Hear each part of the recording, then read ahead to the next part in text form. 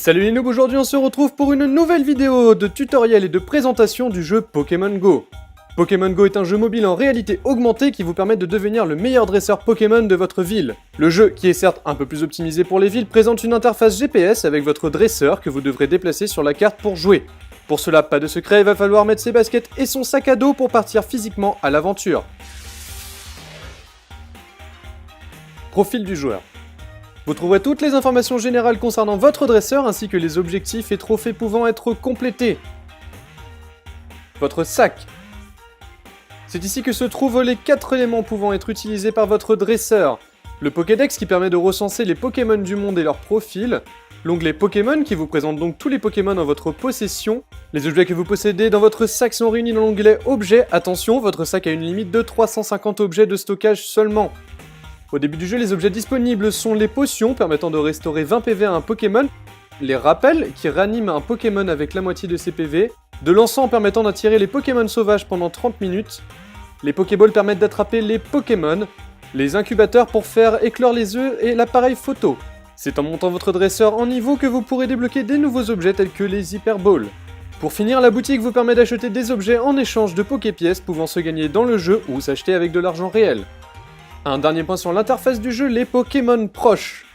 Cet onglet vous présente les Pokémon à proximité de votre dresseur. Un pas représenté par une flèche correspond à environ 50 mètres. Vous pouvez cliquer sur un des Pokémon pour le chercher, l'icône vous guidera en clignotant si vous êtes dans la bonne direction. Les Pokéstop. Il s'agit de monuments aux lieux marquants autour de vous. Marqués en bleu sur votre carte, ils changent de forme pour afficher un médaillon en forme de Pokéball quand vous êtes assez proche pour l'activer. Ils vous donneront entre 3 et 5 objets aléatoires et deviendront inutilisables, logo en violet, pendant 5 minutes. Fini de rigoler, à un moment il faut y aller. Enfoncez bien votre casquette sur votre tête, on est parti. Votre premier Pokémon. Au début du jeu, vous allez rencontrer le professeur Sol qui vous donnera de quoi capturer un premier Pokémon. Vous aurez alors le choix entre Bulbizarre, Salamèche et Carapuce.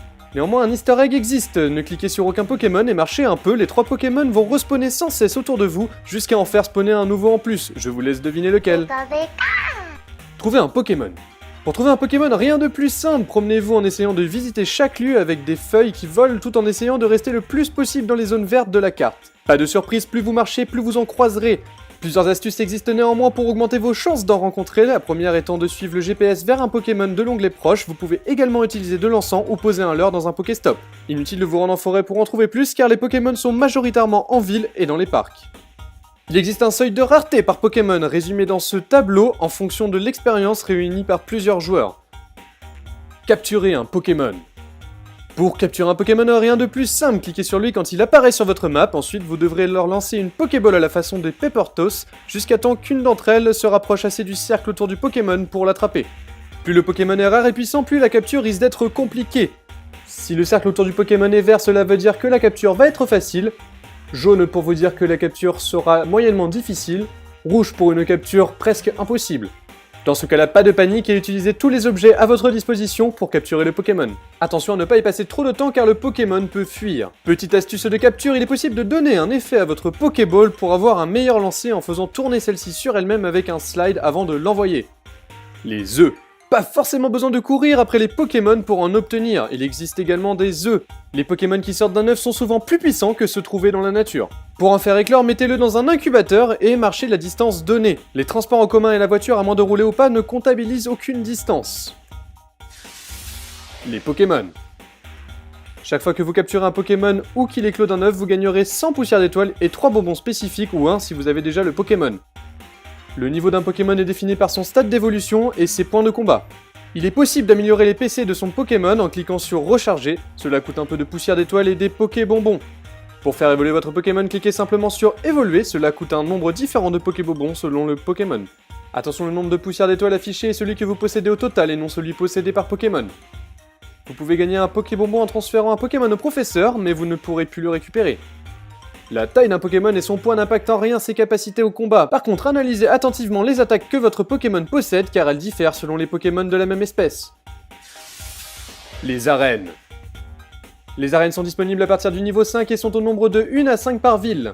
Arrivé au niveau 5, un choix d'équipe vous sera demandé. Intuition, sagesse ou bravoure, ce choix déterminera par la suite votre affiliation possible à certaines arènes possédées par votre équipe. 3 moyens existent pour prendre place dans une arène. Si l'arène est vide, posez un Pokémon de votre choix dedans. Si elle est contrôlée par un dresseur d'une équipe adverse, vous devrez combattre le ou les Pokémon de l'arène en engageant jusqu'à 6 Pokémon de votre possession. Si elle est possédée par votre équipe, vous pouvez déposer un de vos Pokémon en renfort selon le niveau de l'arène. Le nombre de places possibles pour un Pokémon dans l'arène augmente de 1 par niveau. Chaque nouveau Pokémon rajouté fait gagner 2000 points d'expérience à l'arène et chaque combat remporté fait gagner 100 fois le nombre de Pokémon présents dans l'arène en points d'XP. Chaque Pokémon placé dans une arène rapporte 10 Poképièces et 500 poussières d'étoiles à son dresseur et vous pouvez en avoir jusque 10 en poste. Cet argent est disponible à la collecte toutes les 21h dans le shop.